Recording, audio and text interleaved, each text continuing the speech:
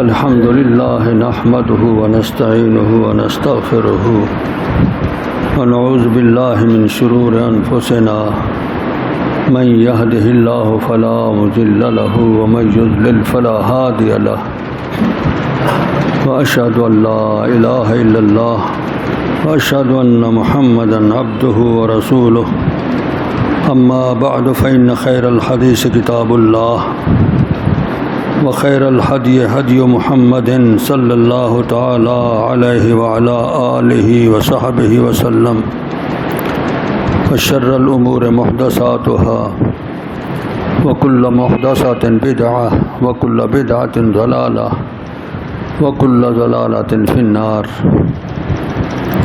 أعوذ بالله من الشيطان الرجيم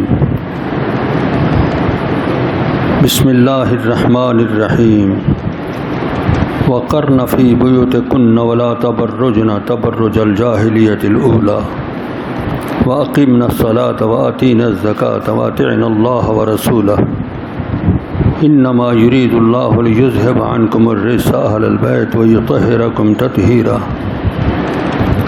واذكرن ما يتلى في بيوتكن من آيات الله والحكمة إن الله كان لطيفا خبيرا اللهم صل على محمد وعلى آل محمد كما صليت على إبراهيم وعلى آل إبراهيم إنك حميد مجيد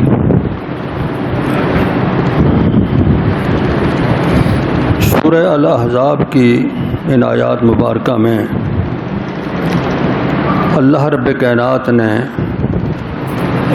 رسول اکرم صلی اللہ علیہ وسلم کی ازواج یعنی آپ کی بیویوں سے خطاب فرمایا ہے. کافی ہدایات ارشاد فرمائی ہیں. ان میں ایک ہدایت یہ ہے کہ تم اپنے گھروں میں ٹھہری رہو، پہلے زمانے کی طرح کی کھل کے لوگوں کے سامنے زینت نہ کرو، نماز کی اقامت کرو، زکوٰۃ کی ادائیگی کرو، اللہ اور اس کے رسول کی اطاعت. یہ سب ہدایات کیوں دے رہے ہیں اللہ پاک؟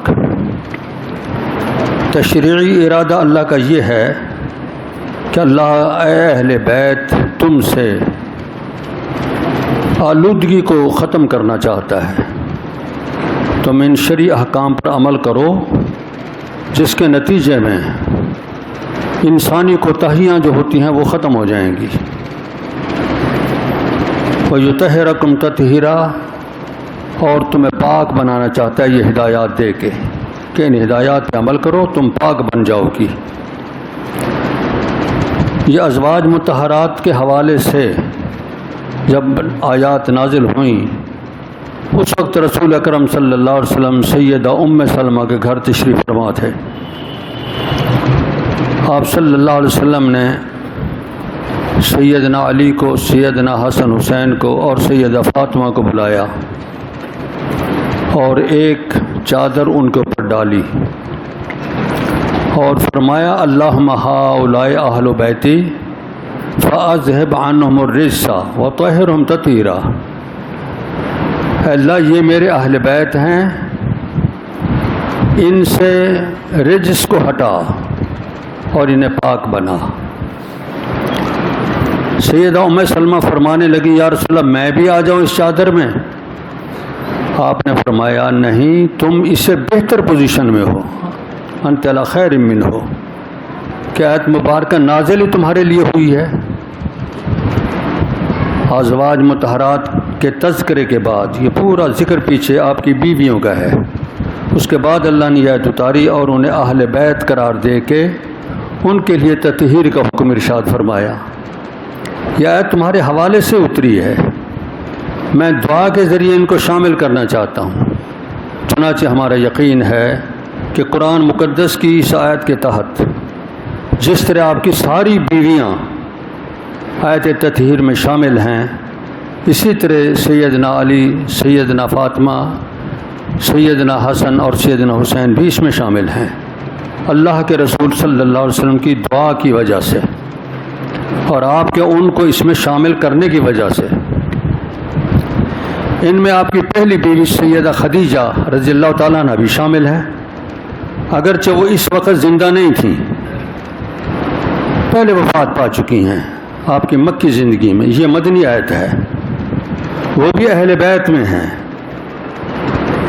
اور آج کی ملاقات میں انہی کی اولاد کے حوالے سے آپ کے سامنے کچھ باتیں لانی چاہتا ہوں،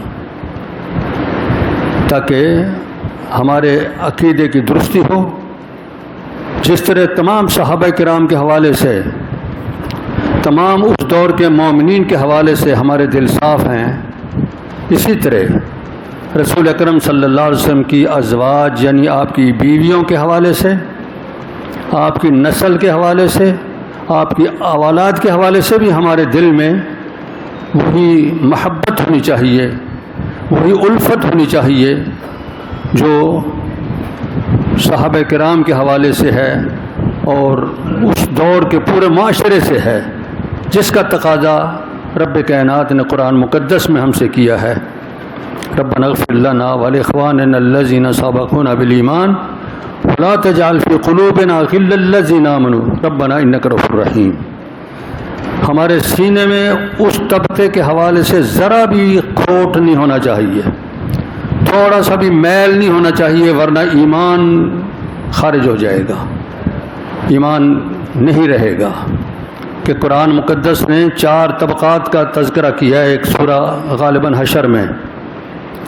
پہلے مہاجرین کا ذکر فرمایا، پھر انصار کا ذکر فرمایا، اور پھر بعد میں آنے والے لوگوں کا ذکر کیا۔ ان کی تعریف یہ کی کہ اس پہلے طبقے کے لوگوں سے ان کا دل محبت سے لبریز ہوتا ہے، اس میں بغض نہیں ہوتا، کھوٹ نہیں ہوتا بعد والے لوگوں میں۔ چوتھا طبقہ بتایا منافقین اور کافرین کا، جو ان تینوں طبقات سے تعلق نہیں رکھتے، ان کو منافق کہا، اسی سورہ مبارکہ میں پوری تفصیل موجود ہے، اور انہیں کافر قرار دیا۔ تو پہلی بیوی سیدہ خدیجہ رضی اللہ تعالی عنہا، رسول اکرم صلی اللہ علیہ وسلم کی عمر 25 سال کی تھی، ان کی عمر اس وقت 40 سال کی تھی۔ آپ صلی اللہ علیہ وسلم کے ان سے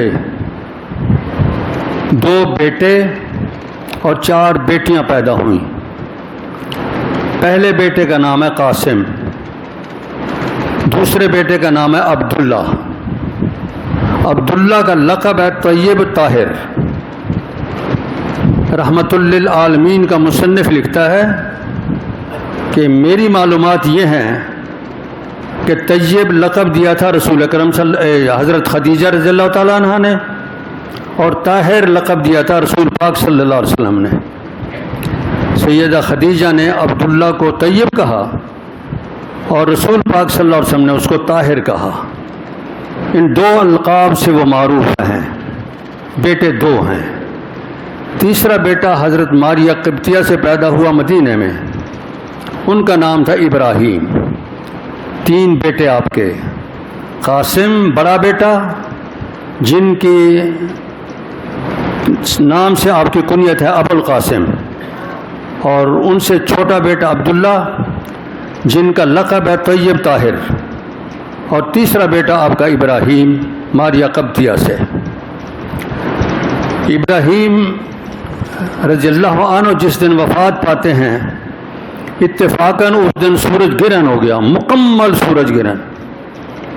لوگوں میں ایک تاثر تھا کہ سورج گرہن یا تو کسی بڑے کی پیدائش پہ ہوتا ہے یا کسی بڑے کی وفات پہ ہوتا ہے۔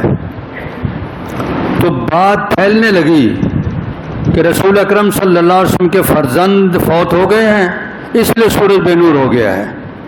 آپ صلی اللہ علیہ وسلم نے نماز کسوف پڑھنے کے بعد خطبہ ارشاد فرمایا، اور اس میں جہری لوگوں کے اس عقیدے کو مسترد کیا کہ ان الشمس والقمر لا ينخسفان لموت احد ولا لحیاتہ، یہ سورج اور چاند کسی کی موت پر یا کسی کے پیدا ہونے پر بے نور نہیں ہوتے، لیکنہما آیاتان من آیات اللہ، یہ اللہ کی عظمت کے قدرت کے نشانات ہیں جو دکھاتا رہتا ہے.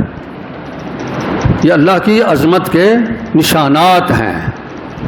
جب اس انداز کی نشانی تمہارے سامنے آئے فافزعوا الی الصلاۃ، نماز کی طرف آ جایا کرو، اللہ کی عبادت کیا کرو، خیراتیں کیا کرو، اللہ کا ذکر کثرت سے کرو، یہ حکم ہے.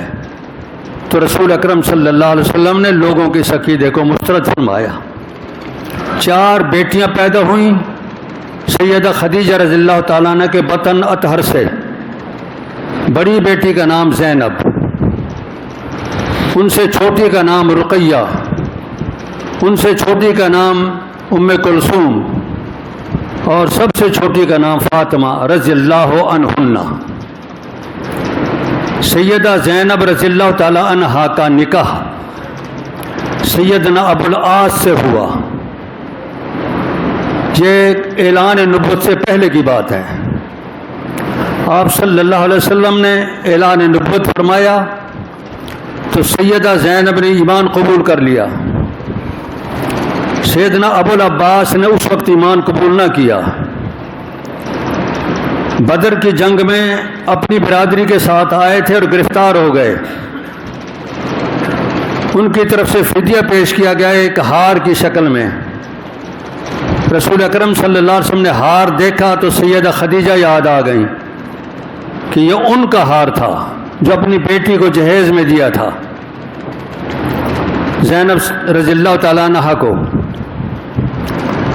صحابہ کرام نے فرمایا جناب ہم یہ ہار نہیں لیتے، آپ یہ ابو العاص کو واپس کر دیں. رسول اکرم صلی اللہ علیہ وسلم نے ابو العاص کو فرمایا بیٹے یہ ہار تیرا ہم نہیں لیتے، ایک شرط ہے کہ میری بیٹی کو اجازت دے دے وہ میرے پاس آ جائے. چنانچہ اس نے ایفائے عہد کیا، مکہ جا کے زینب کو بھجوا دیا رسول اکرم صلی اللہ علیہ وسلم کے پاس. خود تجارت کے قافلے میں گیا. یہ تاریخ بڑے اختصار کے ساتھ آپ کے سامنے لا رہا ہوں. ابو العاص تجارت کے قافلے میں گئے، سامان واپس لا رہے تھے، پورا قافلہ تھا، اس میں ابو العاص بھی تھے.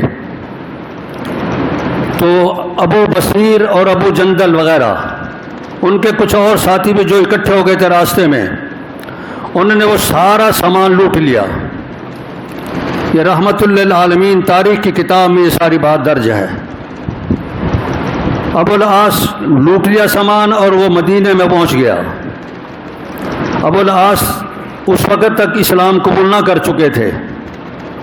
مدینے میں آئے، سیدنا زینب کو دیکھا، سیدنا زینب کو پتہ چلا کہ ابو العاص آ گیا ہے. اس وقت آپ صلی اللہ علیہ وسلم نماز پڑھ رہے تھے.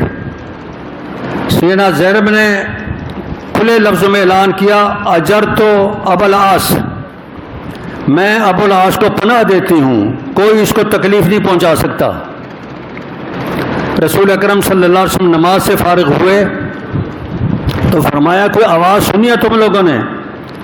عرض کی ہاں جی، ایک نسوانی آواز آئی تھی عورت کی کہ میں نے ابو العاص کو پناہ دے دی ہے. آپ صلی اللہ علیہ وسلم نے فرمایا ہمارے مسلمانوں میں معمولی سے معمولی بھی اگر کسی کو پناہ دے تو پناہ ہو جائے گی سب کی طرف سے.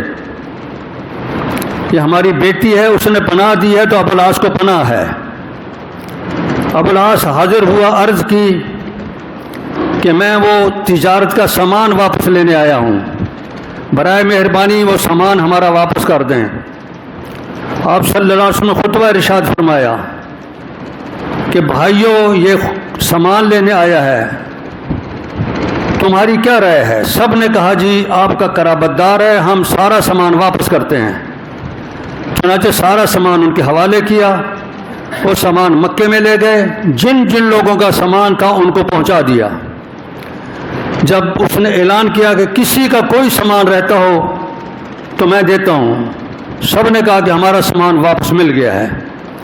اس وقت کو کہتے ہیں اشہد ان لا الہ الا اللہ و اشہد ان محمد الرسول اللہ. میں نے پہلے کلمہ نہیں پڑھا، حالانکہ میں پہلے قائل ہو چکا ہوں. شاید تم کہو کہ ہمارا مال کھا گیا ہے، تم سے میں نے اقرار کرا لیا کہ مال میں پورا دے چکا ہوں تمہیں، اب میں اسلام قبول کرتا ہوں اور میں مدینے میں جاتا ہوں۔ چنانچہ وہ تشریف لائے رسول اکرم صلی اللہ علیہ وسلم کی خدمت اقدس میں اور ایمان قبول کر لیا۔ سیدنا زینب رضی اللہ تعالیٰ عنہا ان کے حوالے کر دی گئیں۔ ان سے 2 بچے پیدا ہوئے، سیدنا علی اور سیدہ امامہ۔ سیدنا علی بچپن میں فوت ہو گئے، سیدہ امامہ بڑی ہوئیں۔ سیدہ فاطمہ رضی اللہ تعالیٰ عنہ بیمار تھیں۔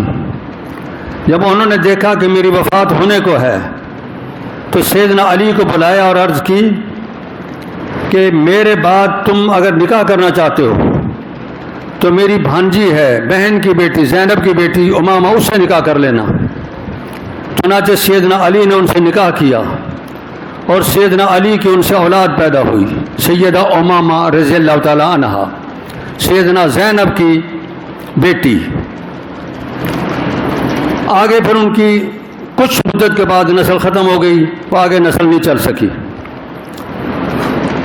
سیدہ رقیہ دوسری بیٹی ہیں آپ کی، ان کا نکاح ہوا مکے میں ہی سیدنا عثمان رضی اللہ تعالیٰ عنہ کے ساتھ۔ جب نکاح ہوا تو لوگوں میں پہلا تاثر یہ تھا کہ یہ جوڑا بڑا خوبصورت ہے۔ سیدنا عثمان بہت حسین جوان تھے اور سیدہ رقیہ بھی انتہائی حسین اور جمیل تھیں کہ یہ جوڑا سب سے بہتر خوبصورت جوڑا ہے ہر انداز سے، ہر معنی میں۔ رسول اکرم صلی اللہ علیہ وسلم ہجرت کے لیے آئے، وہ بھی تشریف لائیں اور ابتدا میں ہی بیمار ہو گئیں۔ جنگ بدر کا واقعہ پیش آیا تو سیدنا عثمان کو فرمایا تم میری بیٹی کی تیمارداری کے ساتھ رہو، ہمارے ساتھ نہ چلو۔ چنانچہ بدر کی جنگ میں آپ مشغول تھے، اسی اثنا میں وفات پا گئیں اور ان کا جنازہ پڑھ کے سیدنا عثمان رضی اللہ تعالیٰ عنہ نے دفنایا۔ یہ اولاد ان میں سے سیدنا عثمان کی پیدا نہیں ہوئی۔ اس کے بعد رسول اکرم صلی اللہ علیہ وسلم نے اپنی دوسری بیٹی سیدہ ام کلثوم کا نکاح ان سے کر دیا۔ سن 9 ہجری میں وہ بھی وفات پا گئیں۔ اس موقع پہ آپ نے ارشاد فرمایا کہ اگر میرے پاس تیسری اور لڑکی ہوتی فارغ تو میں وہ بھی عثمان کو دے دیتا۔ انہی 2 بچیوں کی وجہ سے ان کا لقب پڑا ذی النورین، 2 نور والے، 2 روشنیوں والے۔ ایک روشنی سیدہ رقیہ تھیں اور دوسری روشنی سیدہ ام کلثوم تھیں۔ ذی النورین لقب ہے سیدنا عثمان رضی اللہ تعالیٰ عنہ کا۔ یہ سیدہ خدیجہ رضی اللہ تعالیٰ عنہ کے بطن اطہر سے ہیں اور رسول اکرم صلی اللہ علیہ وسلم کی اپنی ذاتی بیٹیاں ہیں۔ اس بات کی شہادت حیات القلوب والے نے بھی دی ہے، بس سند معتبر آمد، معتبر سند سے بات آئی ہے ہماری روایات میں کہ از نبی از بطن خدیجہ 4 دخترا نست، کہ خدیجہ کے پیٹ سے نبی پاک کی 4 بیٹیاں ہیں، ان کے نام گنے ہیں زینب، رقیہ، ام کلثوم اور فاطمہ، اور آگے بیٹے بتائے ہیں کہ قاسم اور عبداللہ بھی ان کے بطن سے ہیں۔ قاسم اور عبداللہ بھی بچپن میں فوت ہو گئے تھے۔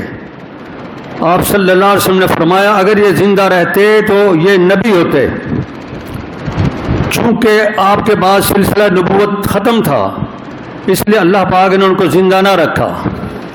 ان کی وفات پر ایک مشرک خبیث نے بکواس کی کہ محمد کی بیٹیاں ہیں، بیٹیاں پرائے مال ہوتا ہے، بیٹے فوت ہو گئے ہیں، یہ تو لا ولد ہے گویا، اس کا کسی نے نام نہیں لینا۔ اللہ رب کریم نے سورہ مبارکہ نازل کی، انا اعطیناک الکوثر، اے رسول صلی اللہ علیہ وسلم دل گرفتہ نہ ہوں، ہم نے آپ کو کوثر عظیم عطا کی ہے۔ کوثر خیر کثیر کو کہتے ہیں عربی میں، خیر کثیر کتاب و سنت کی صورت میں بھی ہے، پوری انسانیت کی رہنمائی کی صورت میں، میدان قیامت کے حوض کوثر کی شکل میں، اور بہشت کی نہر کوثر کی صورت میں۔ فصلی لربک وانحر، اپنے رب کی نماز پڑھیں اور اللہ کے لیے قربانیاں کریں۔ ان شانک هو الابتر، جس نے آپ کے حوالے سے یاوہ گوئی کی ہے اس کا دم کٹ جائے گا، اس کا نام و نشان دنیا میں نہیں رہے گا۔ آپ کا تو رفعنا لک ذکرک، ہم نے پوری کائنات میں آپ کا ذکر بلند کر دیا ہے۔ دنیا کا کوئی لمحہ ایسا نہیں جس میں رسول اکرم صلی اللہ علیہ وسلم کے نام دنیا میں گونج نہیں رہا، اشہد ان لا الہ الا اللہ و اشہد ان محمد رسول اللہ کی صورت میں۔ زمین پہ آپ کا ذکر ہے، آسمانوں پہ آپ کا ذکر ہے، اس پوری کائنات میں آپ کا ذکر ہے۔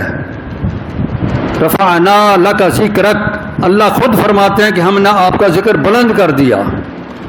بہرحال سیدہ زینب رضی اللہ تعالیٰ عنہ کی وفات سے سن 8 ہجری میں ہوئی، سیدہ ام کلثوم کی سن 9 ہجری میں وفات ہوئی، اور سیدہ فاطمہ رضی اللہ تعالیٰ عنہا یہ آپ کی چھوٹی بیٹی ہیں۔ ان کے حوالے سے رسول اکرم صلی اللہ علیہ وسلم کے کافی ارشادات موجود ہیں۔ ایک موقع پہ سیدنا علی نے ارادہ ظاہر کیا کہ میں ابو جہل کی بیٹی جو مسلمان ہو چکے اسے نکاح کر لوں۔ رسول اکرم صلی اللہ علیہ وسلم کو پتہ چلا، آپ نے فرمایا نبی کی بیٹی اور اللہ کے دشمن کی بیٹی اکٹھی نہیں ہو سکتی، ایک بات۔ دوسری بات ہے اس پہ فاطمہ دل گرفتہ ہوں گی، سوتن کے حوالے سے جس طرح کی عورتیں دل گرفتہ ہو جاتی ہیں، اور فاطمہ کے ذہن میں کسی کے خلاف بات آنا یہ گویا میرے خلاف ہے۔ من ابغضھا فقد ابغضنی، جس نے فاطمہ کو سے دشمنی رکھی وہ اس نے میرے سے دشمنی رکھی۔ ومن آذاھا فقد آذانی، جس نے اسے ایذا پہنچائی اس نے مجھے ایذا پہنچائی۔ فاطمہ تو بضعۃ منی، فاطمہ میرے جسم کا ٹکڑا ہے، میرے جسم کا حصہ ہے۔ سیدنا علی رضی اللہ تعالیٰ عنہ اس سے ہٹ گئے اور پھر خطبہ نہیں کیا کسی نکاح کا سیدہ فاطمہ رضی اللہ تعالیٰ عنہ کی موجودگی میں۔ ان کی وفات کے بعد شادیاں کی ہیں، امامہ سے شادی کی، حنفیہ سے شادی کی، اور بھی کئی عورتوں سے شادیاں کی۔ ان سے سیدنا علی رضی اللہ تعالیٰ عنہ کی اولاد ہے، ان میں ایک کا نام ابو بکر ہے، ان میں ایک کا نام عثمان ہے، ان میں ایک کا نام عمر ہے۔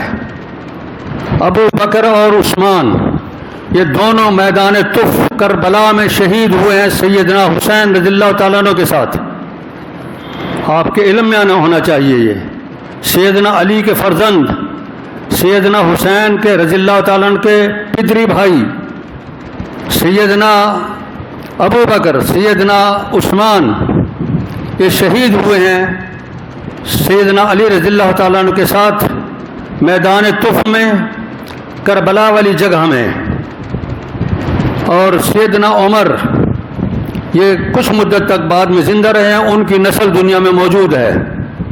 یہ 3 بیٹے تھے سیدنا علی رضی اللہ تعالیٰ عنہ کے دوسری بیویوں میں سے۔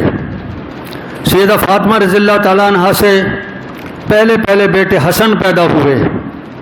ام فضل سیدنا عباس کی گھر والی، رسول اکرم صلی اللہ علیہ وسلم کی چچی، عبداللہ ابن عباس کی والدہ محترمہ، فضل ابن عباس کی والدہ محترمہ، ایک دن خواب دیکھتی ہیں، یا رسول اللہ میں نے ایک بہت خراب سا خواب دیکھا ہے۔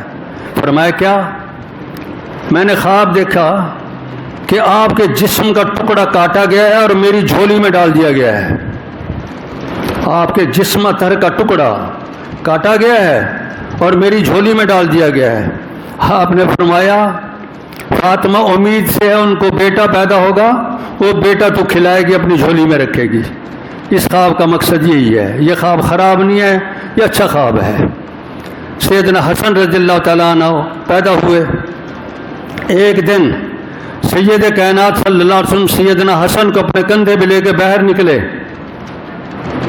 اور اللہ سے دعا کہ اللہم انی احبہ، اللہ میں اس سے محبت کرتا ہوں، فاحبہ، اللہ تو بھی اس سے محبت کر، واحب من یحبہ، اور جو اس سے محبت کرے گا تو اس سے بھی محبت کر۔ میں محبت کرتا ہوں، اللہ آپ بھی سے محبت کریں، اور جو بھی میرے ماننے والے سے محبت کریں گے ان سے بھی اللہ تو محبت کر۔ اس لیے ہماری محبت ہے سیدنا حسن رضی اللہ تعالیٰ عنہ سے، سیدنا حسین رضی اللہ تعالیٰ عنہ۔ ایک اور دن کا واقعہ بھی سناتا چلوں۔ سیدنا ابو بکر صدیق نے سیدنا حسن کو اپنے کندھے پر اٹھایا ہوا ہے، مسجد سے باہر نکلے، سیدنا علی بھی ساتھ ہیں، فرمانے لگے علی شبیہ بالنبی لیس ہوا شبیب علی، یہ بچہ رسول پاک کی شکل کے مشابہ ہے، آپ کی شکل پہ نہیں ہے۔ سیدنا علی مسکرا کے ہنسے اس بات پہ کہ ٹھیک کہہ رہے ہو۔ یہ محبت اور پیار کی باتیں تھیں، ان کے بچوں کو اپنے کندھے پہ اٹھایا سیدنا ابو بکر صدیق رضی اللہ تعالیٰ عنہ نے۔ دوسرے بیٹے سیدنا حسین رضی اللہ تعالیٰ عنہ، ان دونوں کے حوالے سے آپ صلی اللہ علیہ وسلم نے فرمایا سیدہ شباب اہل الجنہ، یہ دونوں اہل جنت کے سردار ہیں۔ سیدہ شباب اہل الجنہ، جنت کے نوجوانوں کے سردار ہیں حسین اور حسن، یہ القاب تھے جو رسول اکرم صلی اللہ علیہ وسلم نے ان کو دیے۔ سیدنا عبداللہ ابن عمر ایک دن تشریف فرما ہیں، ایک عراقی کوفے کا آدمی اگر کہتا ہے عبداللہ ابن عمر یہ بتاؤ اگر محرم آدمی مکھی مار دے کیا کفارہ آئے گا؟ ایک آدمی نے احرام باندھا ہے حج کا یا عمرے کا اور اس نے مکھی مار دی، جانور کو نہیں مارنا چاہیے، مکھی یا مچھر کو مار دیا، کتنا کفارہ آنا چاہیے؟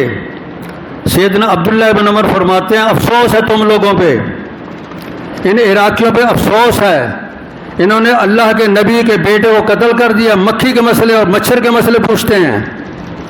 اتنا بڑا جرم یہ لوگ کر چکے ہیں، ان کو شرم و حیا نہیں آتی، اپنے دل میں یہ شرمندہ نہیں ہوتے، اتنے عظیم ہستی کو شہید کر چکے ہیں اور مسئلے پوچھتے ہیں میرے سے مچھر کے اور مکھی کے۔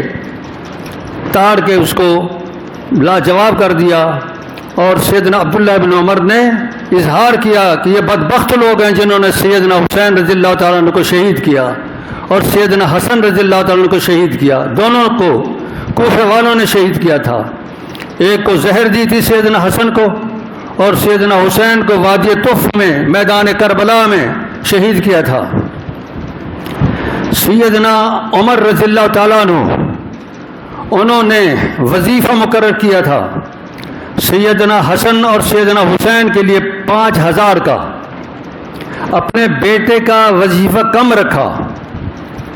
فرمانے لگے ایک دن بیٹے عبداللہ بن عمر اپنے ابا جی سے، ابا جی اس کی کیا وجہ ہے؟ بدریوں کو جو وظیفہ ملتا ہے بدر میں شریک ہونے والوں کو، آپ حسن اور حسین کو وظیفہ دیتے وہی، میرا وظیفہ کم کیوں ہے؟ سیدنا عمر نے بڑا خوبصورت جواب دیا کہ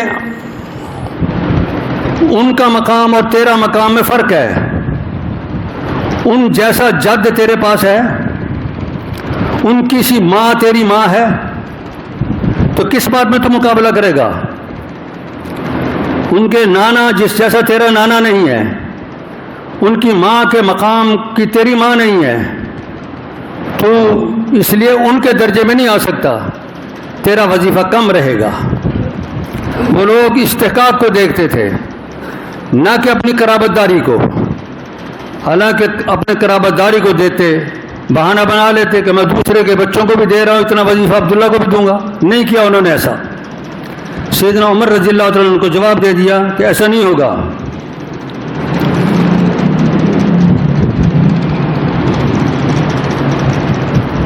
سیدنا حسن رضی اللہ تعالیٰ عنہ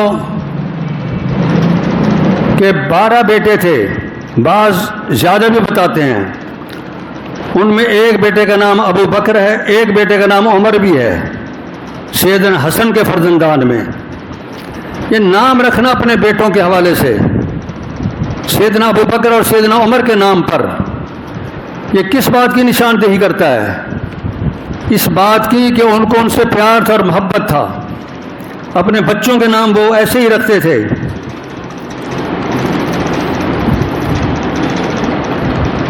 سیدنا حسن رضی اللہ تعالیٰ عنہ ایک دن چھوٹے سے بچے ہیں تشریف لا رہے ہیں اور اپنے کپڑے میں الجھ کے گر پڑے. رسول اکرم صلی اللہ علیہ وسلم ممبر سے اترے، بچے کو اٹھایا، اپنے ساتھ بٹھایا اور فرمایا ان ابنی ھذا سید، میرا یہ بیٹا سردار ہے، سیصلح اللہ بہ، اللہ اس کے ذریعے صلح کرائے گا، بین الفئتین العظیمتین من المسلمین، مسلمانوں کی دو بڑی جماعتوں کے درمیان. مسلمانوں کی دو بڑی جماعتیں باہمی قتال میں ہوں گی، لڑائی میں ہوں گی، میرا یہ بیٹا حسن ان کے درمیان صلح کرائے گا. یہ پیشین گوئی فرمائی رسول اکرم صلی اللہ علیہ وسلم نے، اور اس بنیاد پہ آپ نے ان کا لقب سید دیا. ان ابنی ھذا سید سیصلح اللہ بہ بین الفئتین العظیمتین من المسلمین. سیدنا معاویہ رضی اللہ تعالیٰ عنہ اور سیدنا علی رضی اللہ تعالیٰ عنہ کے درمیان مناقشت ہوئی صرف معمولی مسئلے پہ. سیدنا علی فرماتے تھے کہ میرے ہاتھ پہ بیعت کرو، کیونکہ مہاجرین نے میرے ہاتھ پہ بیعت کر لی ہے، انصار نے میرے ہاتھ پر بیعت کر لی ہے، اور جس کو یہ امام بنائیں وہ امام ہوتا ہے اور خلیفہ ہوتا ہے. وفی ذالک رضا للہ، اور اس میں اللہ کی رضا ہوتی ہے. مجھے بھی انہوں نے ہی امام اور امیر بنایا جنہوں نے ابو بکر کو، عمر کو اور عثمان کو بنایا تھا. بایعن الذین بایعوا ابا بکر و عمر و عثمان، میرے ہاتھ پر بیعت کیا ان لوگوں نے جنہوں نے ابو بکر، عمر اور عثمان کے ہاتھ پر بیعت کی تھی، لہذا مجھے بھی خلیفہ اور امام مانو. جس کو یہ مہاجرین اور انصار امام بنا لیں وہ امام ہوتا ہے. وفی ذالک رضا، اور اس میں اللہ کی رضا ہے. یہ چٹھی نہج البلاغہ جلد 2 صفحہ 8 اور ایک طبع کے صفحہ 7 میں موجود ہے. نہج البلاغہ جلد 2 صفحہ 8 ایک طبع اور دوسری طبع میں صفحہ 7 میں سیدنا معاویہ کو یہ چٹھی لکھتے ہیں. انہوں نے خلافت کا انکار نہیں کیا کہ میں آپ کو خلیفہ نہیں مانتا، کسی تاریخی روایت میں یہ بات نہیں ہے.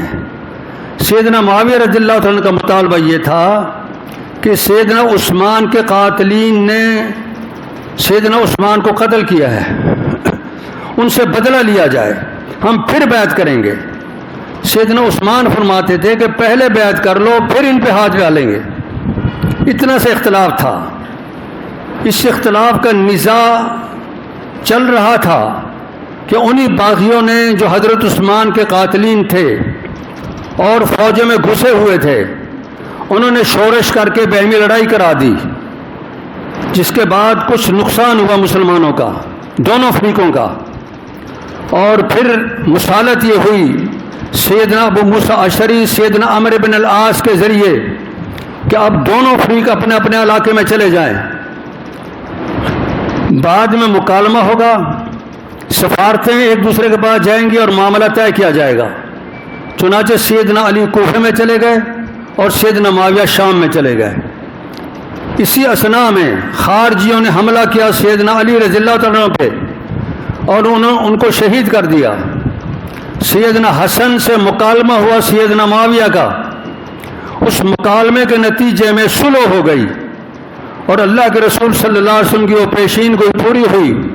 ان ابنی ھذا سید سیصلح اللہ بہ بین الفئتین العظیمتین من المسلمین، میرا یہ بیٹا سردار ہے، اس کے ذریعے اللہ 2 بڑی مسلمانوں کی جماعت میں صلح کرائے گا. چنانچہ سیدنا حسن کی ماتحتی میں جو لوگ تھے اور سیدنا معاویہ رضی اللہ تعالیٰ عنہ کی ماتحتی میں جو لوگ تھے، دونوں فئتین العظیمتین من المسلمین نبوت کے الفاظ ہیں، ان کے درمیان صلح کرائی سیدنا حسن رضی اللہ تعالیٰ عنہ نے. اور یہ عظیم لقب پایا اس عظیم ہستی نے رسول اکرم صلی اللہ علیہ وسلم کی طرف سے، ان ابنی ھذا سید. محترم ساتھیو، رسول اکرم صلی اللہ علیہ وسلم نے سیدہ فاطمہ رضی اللہ تعالیٰ عنہ کو ایک لقب ارشاد فرمایا.